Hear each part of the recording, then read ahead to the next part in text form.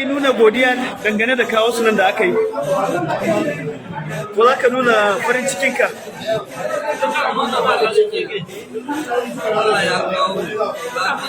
Yanzu yau ka an baka abin karyawa?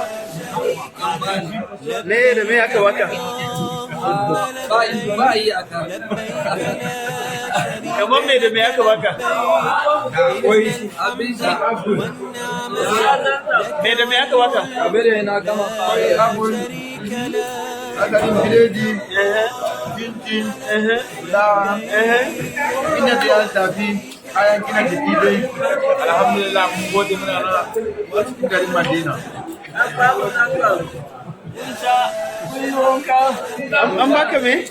An ba su zamzam. Na sha, na je na yi wanka, na gode Allah. Na yi murna. Bismillah. A me kake ci haka?